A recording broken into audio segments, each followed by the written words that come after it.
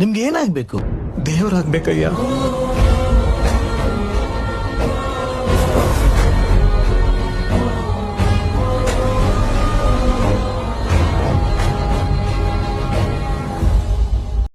ಜನ್ಮದಿನ ಒಬ್ಬೊಬ್ಬರದ್ದು ಒಂದೊಂದು ರೀತಿಯ ಸಂಭ್ರಮ.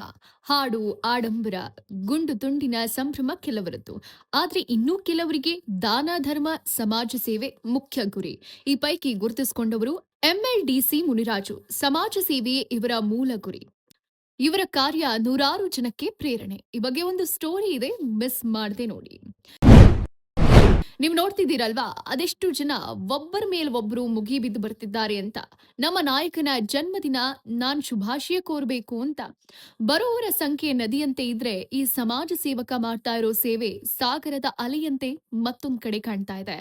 ಖುದ್ದು ಶಾಸಕ ಬೈರತಿ ಬಸವರಾಜ್ ಅವರೇ ಇವರ ಸಮಾಜ ಸೇವೆ ಕಂಡು ಹಾಡಿ ಹೊಗಳಿ ಶ್ಲಾಘನೀಯ ವ್ಯಕ್ತಪಡಿಸಿದ್ದಾರೆ. ಹೌದು ಕಣ್ರಿ, ಜನ್ಮದಿನದಂದು ಅದ್ಧೂರಿ ಸೆಲೆಬ್ರೇಷನ್ ಎಷ್ಟೋ ಜನ ಖುಷಿ ಕೊಡುತ್ತೆ. ಆದ್ರೆ ಈ ನಾಯಕನಿಗೆ ಖುಷಿ ನೀಡೋದೇ ಸಮಾಜ ಸೇವೆಯಲ್ಲಿ. ಆರೋಗ್ಯ ಶಿಬಿರ, ರಕ್ತದಾನ ಶಿಬಿರ, ಉನ್ನತ ಶಿಕ್ಷಣ ಪಡೆಯುವವರಿಗೆ ವಿದ್ಯಾರ್ಥಿ ವೇತನ, ಪುಸ್ತಕ ವಿತರಣೆ, ಸಾವಿರಾರು ಜನರಿಗೆ ಅನ್ನದಾನ, ಹಲವು ಇವರು ಕಂಡ ಸೆಲೆಬ್ರೇಷನ್. ಶುಭಾಶಯ ಕೋರಿರುವವರಿಗಿಂತ ಆಶೀರ್ವಾದ ಮಾಡುವವರೇ ಹೆಚ್ಚಿದ್ರು ಈ ಸಮಾಜ ಸೇವಕನಿಗೆ. ಈ ಭಾಗದ ನಮ್ಮ ಮುಖಂಡರಾದಂತಹ ಎಂಎಲ್ಡಿ ಮುನಿರಾಜ್ ಅವರು ಹುಟ್ಟುಹಬ್ಬ ಒಂದ್ ಕಡೆ ಸಂತೋಷ ಪ್ರಯುಕ್ತ ನಾವೆಲ್ಲ ಕೂಡ ಇವತ್ತು ಅವ್ರಿಗೆ ಶುಭಾಶಯ ಕೋರ್ಲಿಕ್ಕೆ ನಾವೆಲ್ಲ ಬಂದಿದ್ದೇವೆ.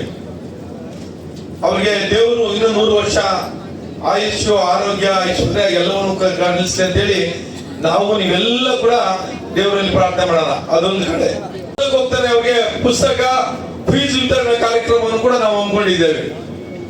ಎರಡೂ ಕೂಡ ಇವತ್ತು ಜೊತೆಯಾಗಿ ನಾವು ಮಾಡಿರ್ತಕ್ಕಂಥದ್ದು. ನಿಮ್ಮೆಲ್ಲರ ಪ್ರೀತಿ, ನಿಮ್ಮೆಲ್ಲರ ವಿಶ್ವಾಸ ಸದಾ ನೀವು ನಮ್ಮ ಮೇಲೆ ಇರ್ಲಿ ಅಂತೇಳಿ, ನಮ್ಮ ಮೇಲೆ, ಈ ನಮ್ಮೆಲ್ಲ ಮುಖಂಡರ ಮೇಲೆ ಇರ್ಲಿ ಅಂತೇಳಿ ನಾನು ನಿಮ್ಮಲ್ಲಿ ಕೈ ಮುಗಿದು ಪ್ರಾರ್ಥನೆ ಮಾಡಿ.